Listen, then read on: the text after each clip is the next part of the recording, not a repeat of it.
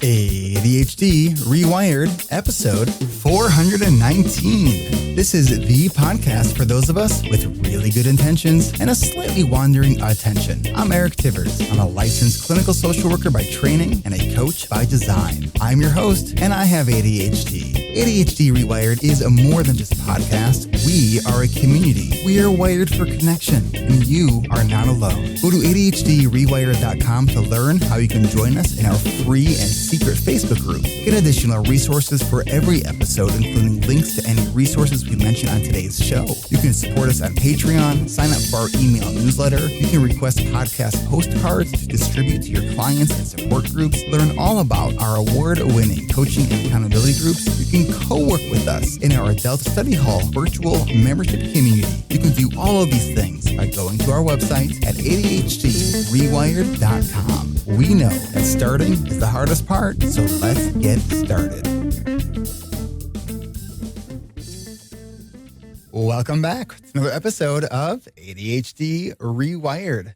We are here with our panel of answerers with some new people as well, but let's go around and introduce everyone. We have Will Kerb of Hacking Your ADHD. Hey there. Glad to be here. Glad you are here, Will. Good to see you. And we have MJ Siemens, host of ADHD Diversified. Hi, everybody. Hello. And we have Coach Moira Mabin, host of the ADHD-friendly lifestyle. Hello. Feeling my ADHD today. All right. We feel you.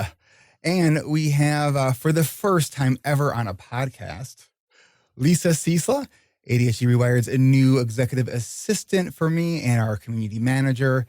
Lisa, welcome. Thank you. Nice to meet everyone. I'm excited to be here. We are excited to have you.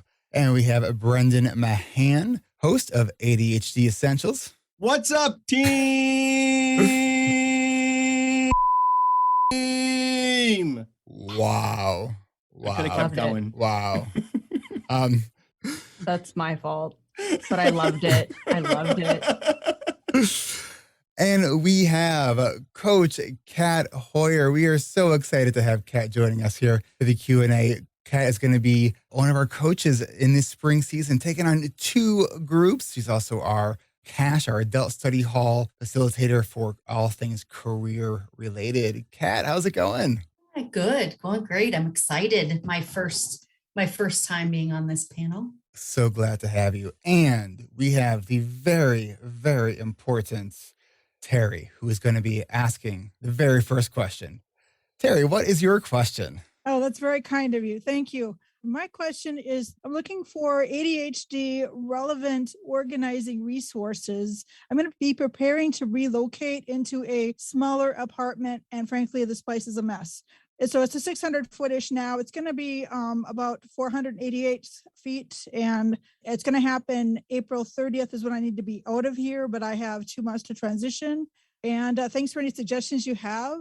And also, with that said, I have a rescheduled for about the 3rd or 4th time trip out of state to Florida that hits right in the middle of this. And I'm wondering if it makes sense to still have a 10-day trip in the middle of this chaos of trying to organize and not bring in stuff to the new place that I don't love and want to keep. So I want to try to go through things that I haven't gone through in years. And we have 3 storage units between as well that I'm dealing with. So your thoughts on how I can manage this to help. Thank you. All right. Well, moving sucks. There is no getting around that. There is nothing that I have ever experienced that I could say is joyful about moving. It's hard. So a couple good things that I hear is that the scope of moving is only so big because of the space you're currently in and the space you're moving to. What's your budget? Because if you can hire a professional organizer to help you with this, that could be helpful. I was trying to go for $30 an hour. Unfortunately, I checked with what's it called, National Service, and they said it would be over $500 for 5 hours. Okay. 10 hours. So I'm just not sure about that, but I would have to check with my boyfriend's frankly helping financially. Okay. So I kind of think he'd be having us try to do it ourselves, but I don't know. But when you think about what you have to do, what's the most overwhelming part for you right now? Gosh, going through the things that I haven't looked at in years when I came in here. I never dealt with that originally. So, and I don't want to bring stuff in. I think making those decisions or even knowing what I have so that I can make appropriate choices in that smaller space and not bring in stuff otherwise. Yeah, does that make sense? Mm-hmm. All right, let's hear what the panel has to say. Moira? I have moved a lot. I was a military kid, so I'm up in over 20 moves. Wow.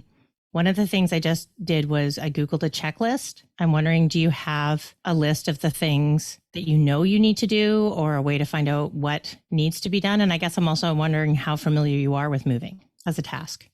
Frankly, it's been wholesale moving. When I've had to move, it has just literally been throwing things in boxes and then hope I get to them. And frankly, it's never happened. Okay. Segueing a little bit, you asked about going away. Going away, does that will that recharge you and give you a break from all of this, or will it make you more stressed? I'm leaning toward recharging, especially because I live in northern Minnesota and I'm going to Florida. Yeah. So I would say hell yes, because I even know, I've done a lot of traveling. And one of the things with that is when you move around a lot, it's exhausting. So sometimes even with that, taking a break and staying somewhere longer. So when Eric asked you about paying for things, I'm wondering about thinking about the things that are the most difficult for you or the ones that you can hand off, like hiring someone to clean your place when you're done. So you don't have to do that, and maybe cleaning because I know people are supposed to leave places clean. I have never moved into somewhere that is actually clean, but chunking it and breaking it down and allowing yourself to do it in pieces and taking breaks is something that's really helped for me. Doing things like room by room or thing by thing. Mm-hmm. I don't know if is it the figuring out what you want to take and what you don't want to take? Tell us a bit more about that. Sure. I don't even know necessarily what I have. I know what kind of the ideas off the top of my head of what I want to have in the new place. I'm already giving that some thoughts, but I feel the need to go through what I have now and actually focus and take the time. And that's where, if it's things that you're keeping, and if you're buying containers, buy clear, because if I can't see it, it doesn't exist. An inventory as you go, what you have, what's in this box, and maybe number them. If you're worried about getting stuck in the going through stuff, maybe you could categorize initially, this is something that's definitely going. This is something that's definitely not going. And this is something that needs more time and attention for me to figure out. And then as you get closer to the move, you'll know if you have that time pre-move to go through those things or not. That makes a lot of sense. Thank you for that. I want to add to that. So one of the, when I moved a couple of years ago, I literally labeled every item that was in each box and then had a master form of which box number had which items. So I spent a lot of time doing this. And then I forgot one critical step, and that was to start marking them off when I was unpacking. So, so if you're going to do that, make sure you mark them off. Otherwise, all of that work was almost for no point. And uniform boxes and pack not by item, but by room. Because then it's you're putting it in that space and then you bring the box to that space. Makes sense. And load in the back. If you're load in the back the things you need last, right? Have the things that you need first and handy. And connected to that, this might require more. This is your executive function may vary with this particular strategy. It might be worth it to kind of organize boxes. I agree, go by room. But maybe you could do this box is stuff that I need. And this box, if I never open it again, it won't matter, right? That kind of does two things. One, if you don't open that box, you don't feel bad. You didn't lose anything important. And two, if it's a year after you moved and you still haven't opened that box, donate it, chuck it, just get it out of there. Mm-hmm. So that might be maybe a way to sort things as you're packing them. The other thing I want to say, and somebody's knocking on the door. Maybe they have answers. Yeah. Can you get them on the phone? We can talk to them and see if they can help.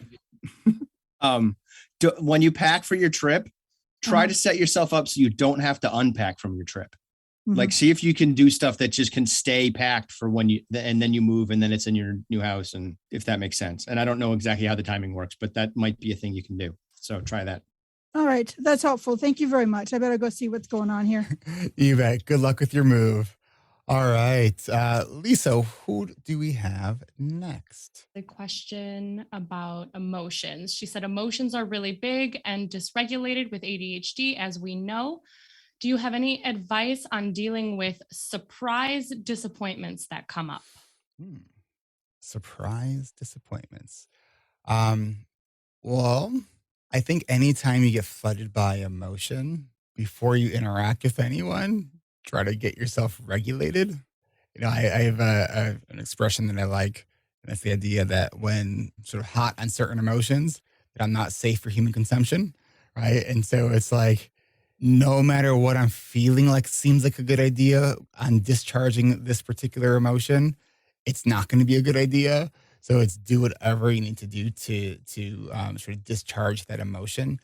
A couple months ago, I listened to a book on it's called Burnout, and one of the key takeaways from this book is that when we look at stress management, most people are trying to focus on stress management by addressing the stressor, like the actual thing that's causing the stress. But what research is showing is that the way we deal with stress often has nothing to do with the stressor, but how we're actually dealing with the physical manifestations of stress.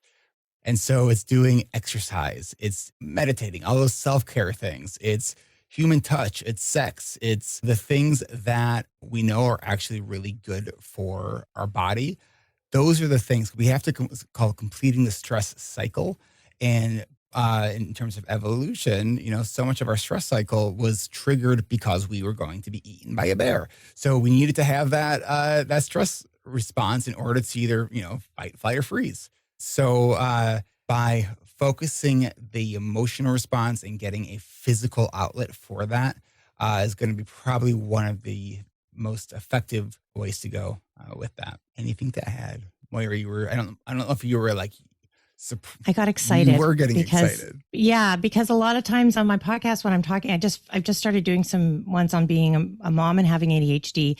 I'm saying more stuff like, how do we manage ourselves? And that just relates to it, as opposed to like, how do I get my kid to go to bed on time? It's like, well, am I getting enough sleep first, right? Am I doing those things? So it just got me excited because I'm a geek about all this stuff. I just saw in the chat that Hannah said, I used completing the stress cycle this morning to not ruin my entire day. It worked. That's awesome. That could become a catchphrase. I'm sorry, I'm not available right now. I'm just completing my stress Please leave cycle. a message. I'm completing my stress cycle. Going with a stressor approach instead of a stress-e approach.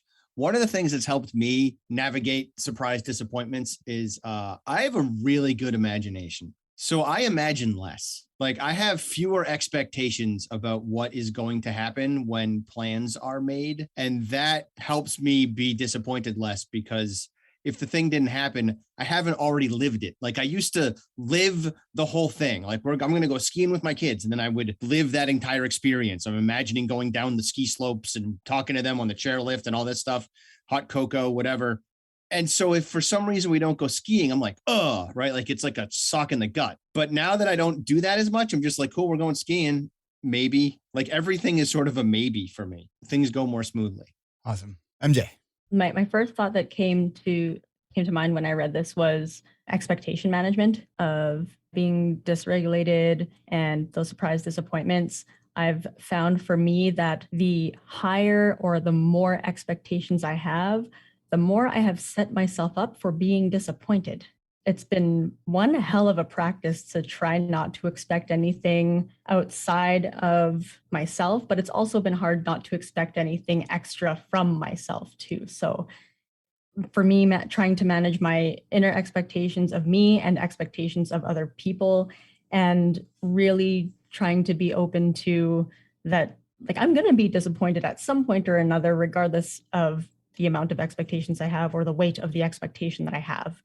And really sitting with those emotions when they come up and asking myself, like, where is that story coming from that I am feeling disappointed in this moment? I hope that's helpful. Hormones, like that's another one that can make them, when I did all this tracking, my self-concept is worse the week before and the week of my cycle. Sometimes, that's just part of how we are. And so being aware of how we're feeling in those periods and trying to create a reality for ourselves where we're not necessarily in situations where we might experience a heightened emotion. And I think too, if using a cognitive reframe, I think one of the things that I find to be super helpful is being extremely generous with your presumptions of someone's intentions, right? Like it's so often something will happen and we jump to like, oh, this person, they don't care, or didn't that person realize, or whatever the story. And so many of these strong emotions are triggered by stories we are telling ourselves. So if it's already a story, if that story is not serving us, let's write a different story, right? Kat, any thoughts on this one? A ton, yes. But it's a lot of what you guys have already said, but maybe a different way. I like to say when you've got the big emotions, any emotions, the best way through them is to sit with them, like what MJ was saying. So I like to work with people to do a take two, where we sit with that. We just quietly sit with it, see where we're feeling it in our body, and allow it, because it's really the resistance of whatever it is we're feeling that hurts more than anything. So when you allow it, it starts to kind of dissipate a little bit. We're able to look at it differently. And then sort of what you just said, what I like to say is, if I'm going to make up shit in my head, I'm going to make up shit that makes me feel good, because most of the time that's what we're doing. So if I'm going to, make stories up, whatever it is, if I don't know the truth. So of course I've got an acronym for this. Because Kat has an acronym for everything. For everything. So when you're thinking about something, you can ask yourself, use the acronym THINK. I did not make this one up, and I don't know who it is. Otherwise I would give them credit for it. But is it true, helpful, inspiring, necessary, or kind? And most of the time we can stop at true, because we don't know if it's true. And that's when we can go, all right, then let me make up a new story that's going to serve me. So before we answer any more questions, I think we should take a pause to think, and we will be right back. Support for ADHD reWired comes from ADHD reWired's coaching and accountability groups. We are nearing the end of our 27th season, which means time is running out to register for our spring season of coaching and accountability groups. If you want to discover ADHD-friendly ways to plan your days and weeks, become more aware of what you're really spending your time doing, create actionable to-do lists that reflect your intentions, and do all of this and more with other adults with ADHD just like you, then we'd love it for you to join us. I decided to join this group because I was stuck.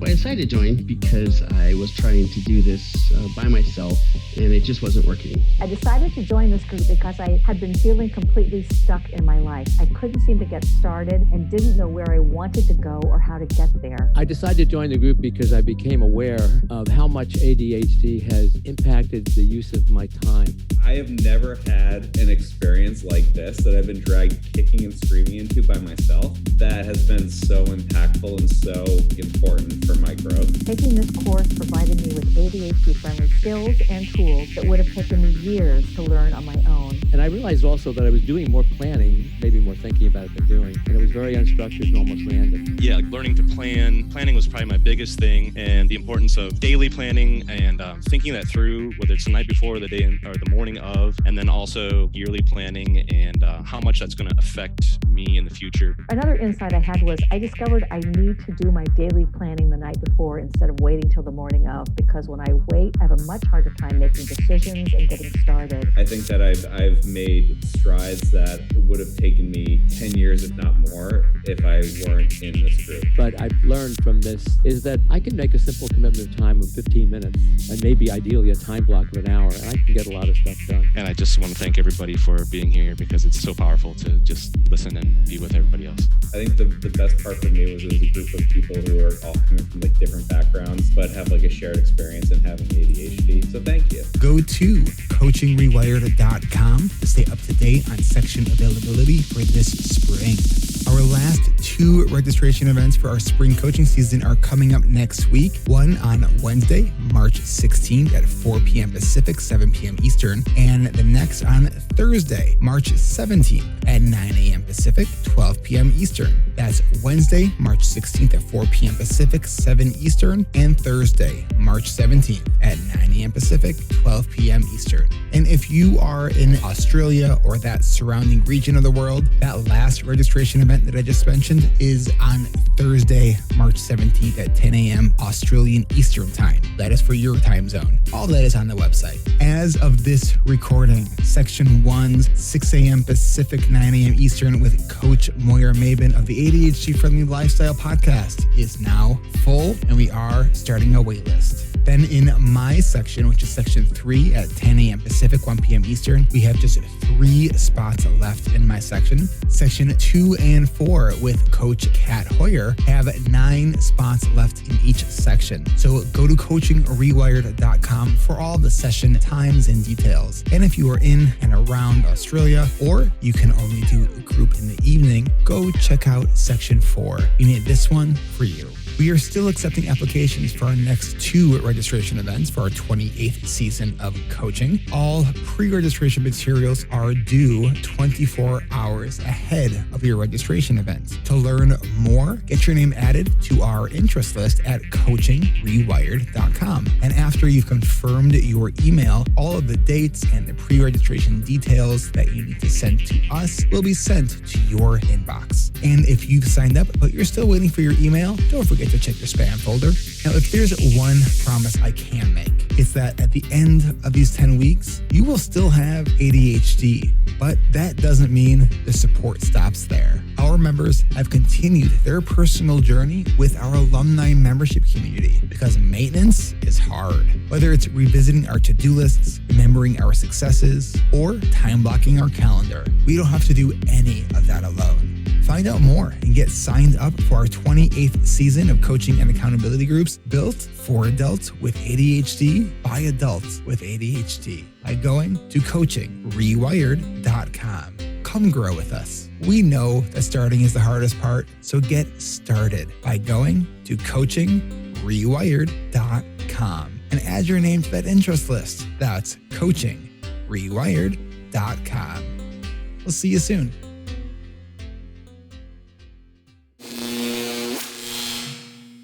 And we're back.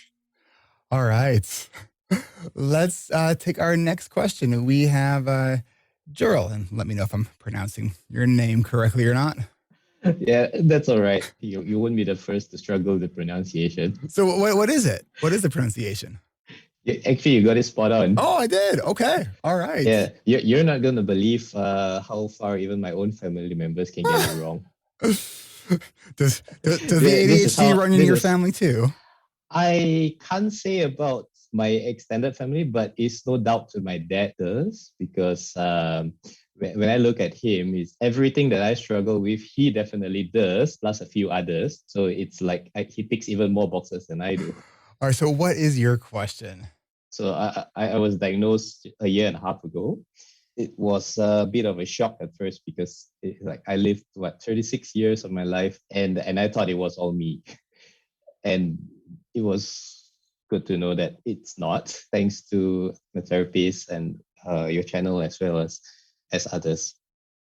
My question is, my dad's he loses his temper a lot, and it can be very, very difficult to talk to him. And a lot of that is it's got to do with the impulsiveness of ADHD. You said this was your dad, you said? That's right. Yeah. So if I didn't know better, I would have felt that some of the things he did could be borderline abusive to my sister and my mom and also myself.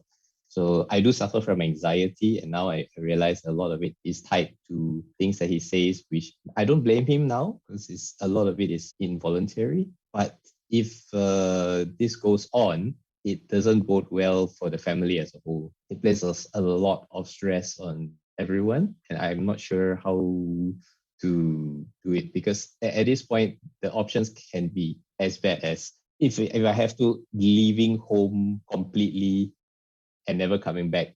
Does your dad live with you? I'm currently out of a job, so I'm living at home. So I can't. You're staying with him? Yeah, I'm staying with him. At the moment, I don't have a choice, but my intent is when I'm back into work, I will be leaving the house. But the thing is, I feel that it's actually a serious enough matter that I find it very awkward to say that at this age, the thought of running away from home actually makes rational sense. It's family is that one community that we can't really choose. I But know, what we yeah. can choose is how we interact with them, right?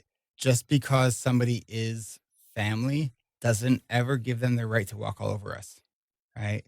And so, exploring things like improving how you communicate what your boundaries are and then following through on those kinds of things.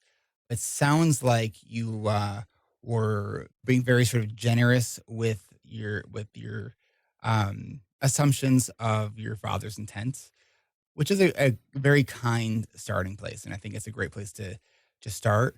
But I think being able to communicate and not in the moment of an altercation, but like when things are actually good and calm, to start bringing these kinds of things up and share, when you do this, that makes me feel like that.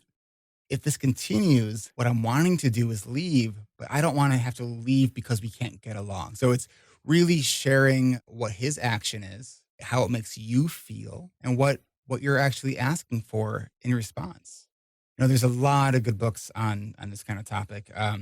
There's a book that I listened to a year or two ago, Adult Children of Emotionally Immature Parents, which may be a really helpful read for you at the very least to kind of validate that experience. Um, and you don't need to be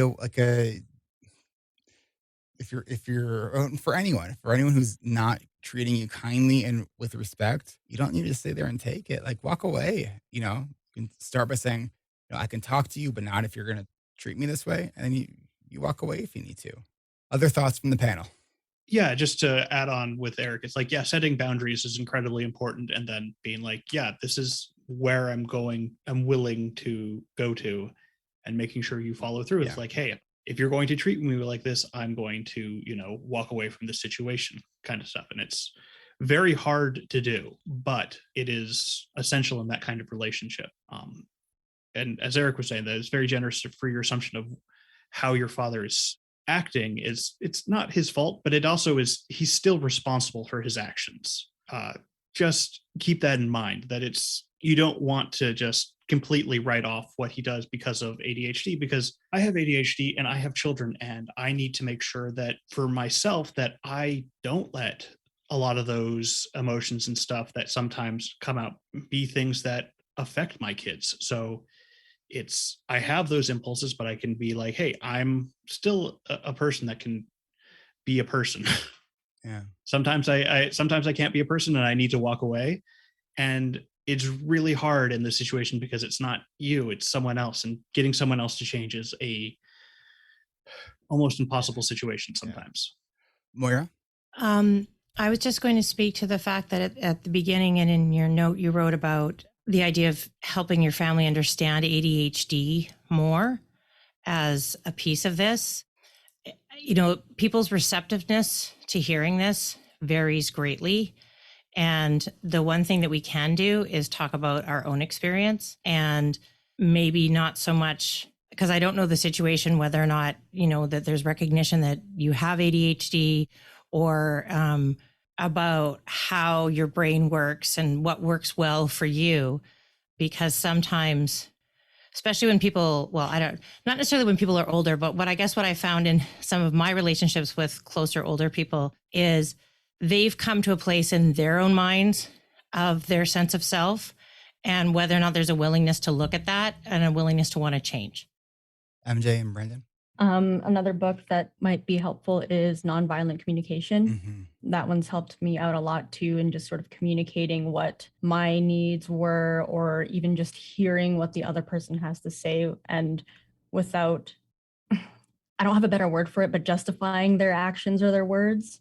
Because yes, there's a reaction there on somebody else's part potentially, but it doesn't give them the right to treat us like a lawn chair, and like we don't have to fold every time something happens, right? If and when you have the opportunity to move out and be independent again, and if this kind of communication continues to come up, something that might be helpful to ask without being confrontational is like if they're being demanding or commanding or borderline abusive, as you said, is asking, okay, like we're both adults now. I am independent again. I'm curious as to what you believe the dynamic is between us and what you expect of me from this relationship. We can look at ourselves with our own ADHD and know what our tendencies are and reflect on those as to how we react. That's the best that we can do. You know, you can bring a horse to water, but you can't make it drink. We can give everybody all the information in the world about stuff, but until they're open to listening to and applying and understanding what that information means and how it might apply to them, that there is only so much that we can do. So yeah, it's hard. I feel for you.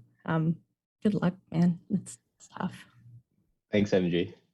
And I know that there's so many people in the ADHD community who have challenging relationships with their parents. It is not an uncommon struggle. So I want to throw out the work of Prochaska and DiClemente on the cycle of change, which is, it's like mental health stuff, but this frame might be helpful for you to kind of recognize where dad is and who's responsible for helping dad move through this cycle. And it's not you, it's dad. So we start with pre-contemplation, which is, I have no intention of changing this behavior, and I probably don't even recognize that it's a problem. Then there's contemplation, which is, now I'm aware of the problem, but I still have no commitment to do anything about it, right? I'm still not going to do anything. Preparation is when that like intent to act is starting to happen. We're starting to see the problem, starting to see that I need to do something about it. And then we get to action, where we're actively trying to change and modify our behavior. Then there's maintenance, right? Now I have to maintain this new behavior, and potentially that gets followed up by a relapse where we fall back into old habits. And now we're back to pre-contemplation. And so just know that that cycle exists. And I don't know where your dad is on it. I imagine it's in the contemplation range, but this isn't fast. It isn't a thing that happens overnight. It takes work, and it takes time, and it takes some level of self-awareness. Yeah, right. So I just wanted to share that in case it's useful. And for those of you, anyone who's looking to make a change or is trying to help their kids change or their spouse change or something, this applies to everything. And Brendan, you kind of mentioned the relapse part of this as possible. When we look at behavioral change, And that's familiar. yeah, no, I mean, here's the thing. I would say not possible. I would say expect it, because then when you can expect it, then you can set up triggers and cues for yourself to kind of come back to that change. Right. So instead of being frustrated that, I'm back here again, it's like, okay, this is actually normal human behavior, right? Right. And so we can sort of skip the step where we're beating ourselves up and go, okay, we're human. Here we go. Let's get back to this. All right, let's go, Kat, and now let's take a quick break. I'm actually come at this with a little bit different perspective, in that probably even a little more Al-Anon based, if you're familiar with that. So that's, if you have anyone in your family that has any type of addiction, that's what Al-Anon is for. So it may not be specifically around this, but one of the things to remember is that I think Brendan kind of touched on this, but the other person's actions really have nothing to do with you. So remembering, you didn't cause it, you can't change it. The other thing is for me, that's one of the things that's really helped, is to love from a distance. Al-Anon specifically teaches you how to detach with love. So you can still love them, but love them a bit from a distance. And for me, even those in my family that may not have any type of addiction, it can help me enjoy my time with them and know that I don't have to emotionally engage. That doesn't happen overnight. That takes some work to do that. But I would also say that one of the best things you can do is to find community in this, where you can find some support around it, because this is something that's really hard to deal with on your own. So if you are able to find anyone else and just kind of have some support, because this is tough. All right. We hope that was helpful for you and for everyone else. We're going to take a quick break, and then we will be back with more of your questions. So we will be right back.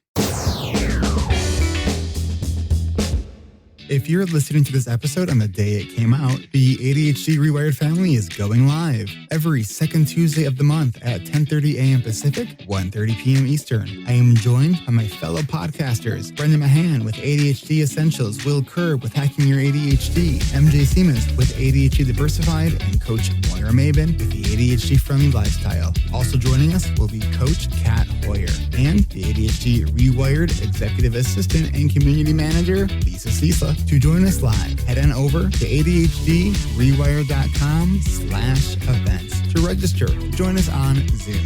Then head on over to ADHDrewired.com/podcast network to discover more from the ADHD reWired podcast family. There's a little something for everyone. And if you find value in the show and learn something new about ADHD every week, I would like to invite you to leave a rating and a review if your podcast app allows. Share your favorite episodes and don't forget to hit subscribe or follow to stay up to date with the most recent episodes that come out every week. Your shares and your reviews help get this show on more speakers and in more headphones, and we want all of our friends with ADHD who listen to the show to know that you are not alone. Subscribe to the show and discover more from ADHD reWired by going to ADHDrewired.com. That's ADHDrewired.com. Thanks so much. Support for ADHD reWired comes from our Patreon community. If you enjoy and find value in this podcast, please consider becoming a patron at ADHDrewired.com/Patreon. Perks start at just $5 a month, and support can start at any amount that works for you. At $5 a month, you'll gain access to a private podcast feed where you can enjoy ad-free episodes of the show. And if you support us on Patreon for $25 a month, you'll be able to join me for our patron-only monthly coaching call. Our next patron-only coaching call is on Tuesday, March 22nd at 3 p.m. Central. That's Tuesday, March 22nd at 3 p.m. Central, which is 1 Pacific, 4 Eastern. Whether you want ad-free episodes, you want to join our monthly coaching calls, or you want to support this podcast because you find value in this show and can relate to the other stories you hear every week, your support is very much appreciated. Perks start at just $5 a month, and support can start at any amount. Again, thank you so much to all of our patrons, old and new. And if you want to consider getting some extra perks, consider becoming a patron by going to ADHDrewired.com/Patreon. That's ADHDrewired.com/Patreon. And thanks, everyone.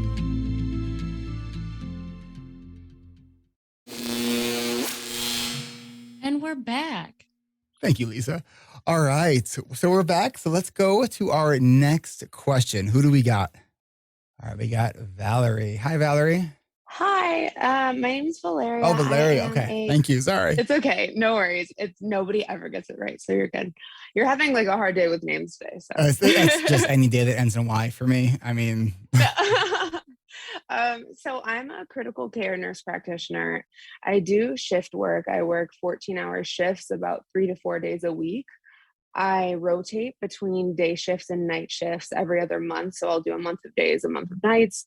And I also drive about an hour each way to work. So some days, like when I'm working, I work and then I come home, go to sleep, and I barely even like eat. I know how important sleep is with ADHD, but I'm having trouble having any sleep hygiene at all with my schedule. So I was wondering if you all had any tips. ooh.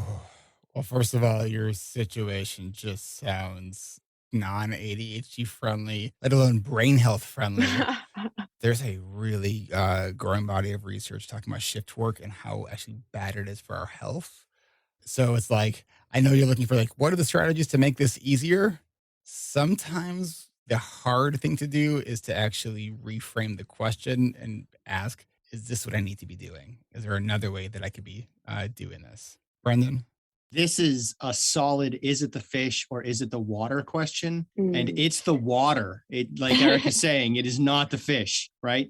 So Eric is going, wonder if you want to be in this water, which is the easier choice compared to where I was going, which was get involved in your union and change the water, right? Like that's an option too, is you can try to change it. I don't understand. I'm sure there's a reason that is sort of maybe pretending to be valid. I don't understand why nurses have such insane hours. It doesn't, I don't get it. I understand the continuity of care thing, but there's got to be a way to crack that nut that doesn't involve nurses working forever. So yeah, I don't think there's a great answer to this one. Sorry. Will? Yes. So given that there is not a good answer, we can go with a what can you do answer before switching jobs and getting the system changed is, as you mentioned, sleep hygiene is very important. And the specific things you do with sleep hygiene, with making your room a very good place to sleep so that when you do have an opportunity to sleep, you can get right to it. So doing things like making sure it's a pitch black room, having it at a good temperature, depending what you find is good sleeping conditions for you, then making sure that you aren't on caffeine when you go to sleep.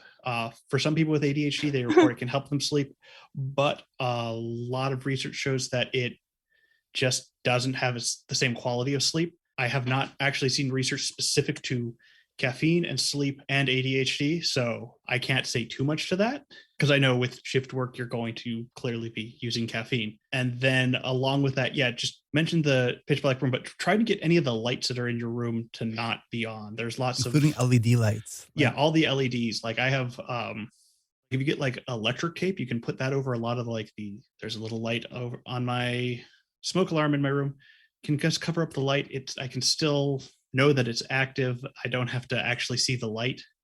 Not having one of those bright LED alarm clocks that's lighting up the room. They actually sell specific. It's like a dark film that's designed to go over like a cable box or your alarm clock. So you can still see it, but it makes it way darker. Yeah, you can get them on Amazon. It's pretty cheap. But in general, for the entire thing, is to try and make it so that even though the work is changing when you would go to bed, that you still have the same routine for going to bed, regardless if it's coming in the morning or coming in the evening. And, cutting off screens before going to bed, because a big part of screens is not the actual looking at the screen. It's the amping up of our emotions when we're watching an exciting TV show or playing a video game or reading just terrible news. Doom scrolling is not helpful for going to bed. Yeah, I mean, looking at the science of sleep, ways that you can sort of recalibrate your sleep cycle. I know that there are things like low dose melatonin regimens, but I would definitely talk to a doctor about doing that. Making sure you're getting morning sunlight. The tricky thing is the recalibration, and the recalibration so often. Right. It would almost be better to have a recalibration once a quarter versus as frequently as you're doing it. Yeah, that makes a lot of sense. And I also live in Connecticut, so it's dark as soon as I wake up and often when I go to sleep too. The one thing I was going to add is one of the things that happens a lot of people with not getting themselves to bed is often that's when we do the things that we really want to do that we don't let ourselves do during the day when there's other people around. So if you find that you're coming home from work and you're like, well, I'll just do this and I'll just do that. If there's a way to allow yourself to do those things during the day so that you don't feel that need, it might make it easier to transition into sleep. But yeah, I feel you. I'm with these guys. I won't even take an overnight flight if I can avoid it because it just messes me up so bad. Yeah. And thank you for being a nurse. There's such a shortage right now of nurses. So thank you for doing this in the least probably ideal environment that you can imagine. So we appreciate it. I know your community appreciates it. So hopefully this isn't the forever scenario. Thank you. Hopefully we can get some staff and COVID will be over soon. Let's hope. Yes. All right. Well, good luck. All right. Our next question comes from Teresa. Hi, Teresa. Tell us what your question is. Well, I've got ADHD and I'm managing it pretty darn good, I think, mostly. And now my mom is living with me. She's 96 and a half, and she has early dementia. I'll be doing something like trying to respond to an email or working on fixing my car window because I could do YouTube on that. But, stuff like that. And she's always interrupting me because she is acting like she's a toddler. You know how kids, everything is big and important right now. So it might be, usually it's pretty minor. Like she wants me to help her with this. She uses an iPad with her email. She forgets how to do things on it all the time, or her phone is ringing and she can't find it, or different things like that. And I feel like I can't stay on track and my ADHD is going bonkers. So I'm thinking she's like a toddler. They always interrupt you for their hairdo or their shoelace or whatever. But she's kind of like that. How is her irritability? Is that a big issue? She is not. Okay. She is a pleasant and joyful person. All I right. get grumpy. That's my problem. And I apologize to her. And she goes, well, I just consider the source. It sounds like there's still a really nice relationship there, though. Yeah. Oh, okay. So how do you think she would respond if you set up something in your environment that cues her to wait? I was thinking of Brendan, I don't know if you still do this with your kids. Don't you have like a 3-cup system or something? If like he still does, and the cups are right there. So why don't you explain? Because just a visual is not good for podcasting. Yeah, no, I'll walk you through it. So the way that I use these for all kinds of stuff. So I don't know how many options you want me to go through, but the gist of it is there's a green cup, a yellow cup, and a red cup, right? So it's traffic lights. A green cup is, I use it for me getting interrupted. I think that's where we're heading. A green cup means, okay, guys, interrupt me, right? Like it's good, it's cool. A yellow cup is interrupt me, but only if it's important. And depending on how your mom is doing, that that kind of judgment might be a little tricky. And then a red cup for my kids is someone better be bleeding, but it basically means like, don't interrupt me, right? Like I can't be interrupted right now. You might want something a little more binary with your mom, depending, I don't know what level of like judgment she's able to bring to the table. So cups, or even something as simple as a piece of paper where you can laminate 2 pieces of paper together. And if one piece of paper is green and the other side is red or pink or whatever color you need, so you can actually write on it, and then just write, go ahead and talk to me and or whatever, like I'm available. And then the other side could be, please don't interrupt. You could hang that on a door. You could hang that on a wall outside your office or wherever you're working. And that binary stuff might be a little better again, or you could use the cups if the judgment is there enough for yellow. I think that's a wonderful idea. The visual stuff is excellent. Another thing I did with my kids, this was more when I was teaching them. So, but the concept stays. I would wear a hat, right? Like we're in school mode. And if I took the hat off, we're not in school mode. I've had parents who are work from home, right? And if they go to pee, the kid is like, but mom, and mom's like, I can't talk to you. So I would have mom wear a hat that was like the invisibility hat, kind of like you can't really see mom. She's not actually here. She just has to pee or needs a snack or something. And then she's going to go back and hide in her cave. Something along those lines might work too. A hat or a coat or something obvious. Yeah, I like that. And then that's me to remember using it. Right. Teresa, do you think it would help to have like a small dry erase board that you can sort of refer her to? So if she has a question for you, she like, instead of her having to hold on to what she wants to ask you, that she can actually write it down. Yeah, that's well, she also always used to ask me, what are we doing next Tuesday? Or what's going on this week? And I'm like, I have to look it up. So I made a big giant calendar on the wall in the dining room. I post it for the next 2 weeks and I update it all the time. So she can look and see what's happening, when, for who, and all that. But helping her to maybe have someplace to write stuff down is a good idea. I was thinking of Brandon's laminated paper. She could do as a dry erase on that, even on a laminated thing to, write down her question. And when I'm done it, we erase it. Does she text? No. That totally confuses her. Do you remember from group the idea of leaving yourself a trail of crumbs? Yes, I love that. Have you been able to apply that? And just for everyone, so the idea is it makes it easier to come back to something that you're not able to finish by writing what you just did and then what you would do next if you were to keep working. It makes picking things back up way easier on the brain. Do you think that's something that you would be able to do, like in that moment? I've sort of been doing that. Like if she wants to know the address for her friend and it's in my phone, but it's on her iPad, but I'm using my phone to look up a thing that I was working on, then I'll just go to my contacts, do that. But I'd say out loud to myself, I'm coming back to this next. And I think that makes my brain keep it going. What one other idea? I don't know if you are able to, but can you get like an in-home healthcare worker for a couple hours a day so that, you at least have a couple hours where like you're not going to be interrupted? That's the challenge where I live in a remote area. The people I know are already caring for others, and there's not a lot available. Yeah, it's tough. Hang in there. All right, let's. I think we have time for maybe one or two more questions here. Speed around. We can try. I think we've tried this before with mixed results. Start reading some out. We can do that. This one's the very start from Jacqueline. How do you decide this is an ADHD thing and it should not be this much of a struggle, so I should find a workaround, versus this is hard, but everybody struggles to do it, so I will struggle to do it. Like, for example, training for a marathon. Also, there's a shout out in there for Moira, so hi. So, this whole idea of not everything is ADHD. When you have ADHD, yes, it is. Because like your operating system is an ADHD operating system, right? So everything goes through that lens. So yeah, I think that we have to always look at everything we're trying to do in life through an ADHD lens. And what are the things that are going to accommodate that? Okay, done. Moira, do you want to add to that, or should we go to another question? Of course I do. Well, she wanted to answer. She wanted you. Okay. She wanted you. But why does it matter if it's an ADHD thing or not? Like, why do we have to do things the hard way? I think we get so used to things being hard that we're like, oh, well, it should be hard. And if it's not hard, it doesn't matter. Someone in my group referred to himself as a slacker. And I'm like, you are not a slacker. And so some of us feel that way, right? So if we think, well, but we do need to like earn some things. If we're good at it, it comes to us easy. That doesn't make us a slacker.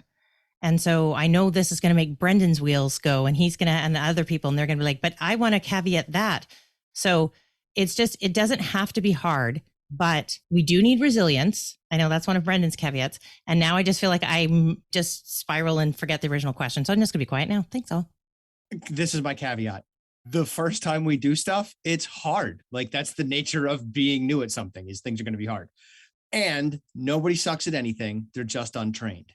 So if you're having trouble getting past that, I suck at it because I'm new, find someone who can help you and guide you and teach you and train you. And a while back on one of Brene Brown's podcasts, she used the phrase FFT, which stands for the first fucking time. We're supposed to suck at it the first fucking time, right? So, and even the second or third time, like allow yourself to incrementally get better at whatever it is you're doing.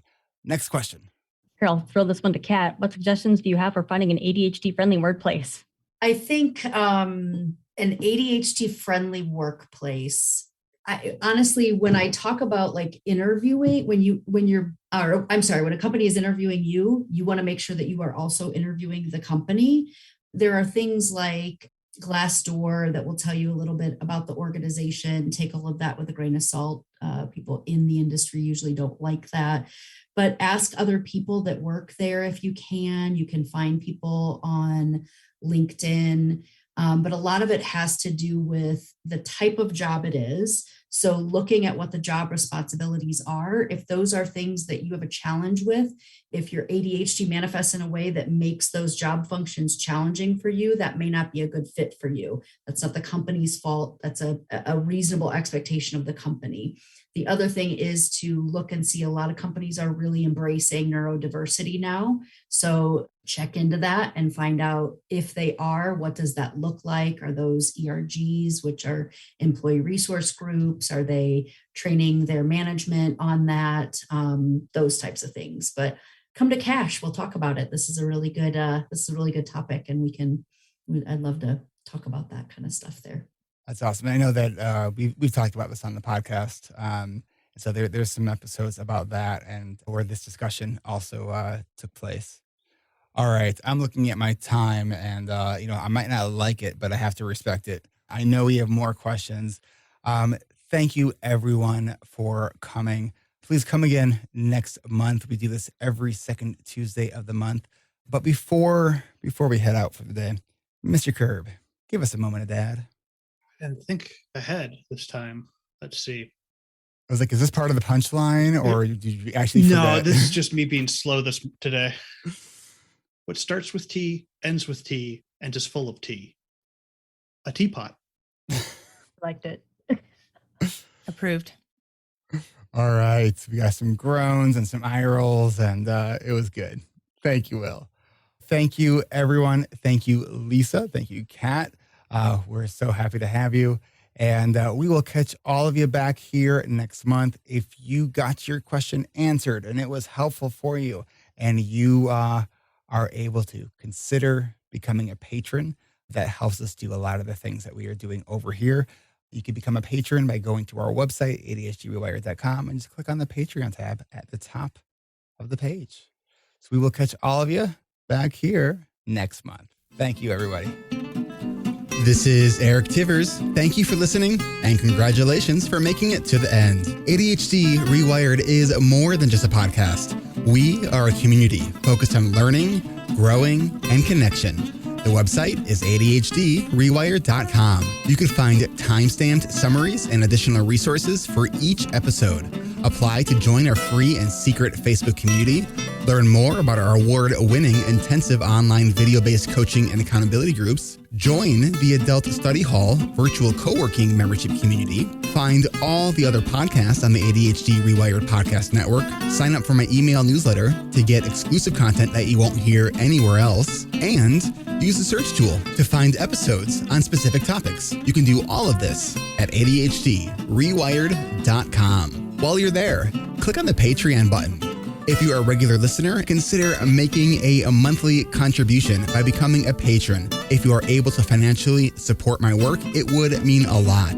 This show is free to you, the listener, but it's not free to produce. Plus, patrons get cool perks like ad-free episodes and access to recordings of coaching calls, and $25 a month patrons can join me once a month for a group coaching call. You can follow me on Twitter at Eric Tivers. You can like our Facebook page at facebook.com/ADHD reWired. If you're a coach, therapist, or related professional, connect with me on LinkedIn at linkedin.com/Eric Tivers. Subscribe to ADHD reWired on YouTube to see selective interviews and other videos I've made. Podcasts change lives.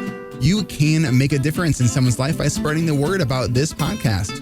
Mention it in your online communities on Facebook, Twitter, Reddit, or wherever you hang out online. And be sure to share it with your friends, family, your therapists, your coaches, doctors, siblings, parents. And if you, your coach, therapist, doctor, or ADHD support group leader would like a pack of podcast postcards to hand out, you can request those at the website, ADHD-rewired.com. If you are a member of CHAD, ADA, or any other ADHD support group, please be sure to tell them about this show and all the shows on the ADHD reWired podcast network. You can even show them how to download it on their phone. And if you really loved this particular episode, please hit share on your podcast player. I'm only one person, and I do count on you to help spread this message. One of the biggest things that you can do to support this podcast and help other people discover it is to leave an honest rating and review on Apple Podcasts or any other app that supports reviews. And don't forget to hit subscribe so new episodes are automatically pushed to your favorite podcast app. Looking for more ways to listen and learn? Get a free audiobook and a 30-day free trial at Audible by going to audibletrial.com/ADHD reWired. Here is my list of must-listen-to audiobooks updated July 2021. Nonviolent Communication by Marshall Rosenberg. Attached by Amir Levin and Rachel Heller. Atomic Habits by James Clear. The 5 Dysfunctions of a Team by Patrick Lencioni. Crucial Conversations by Carrie Patterson. The Coaching Habit by Michael Stainer. The Body Keeps Score by Bessel van der Kolk. Rest by Alex Sujong Kim Pang. The 5-Second Rule by Mel Robbins. Make It Stick.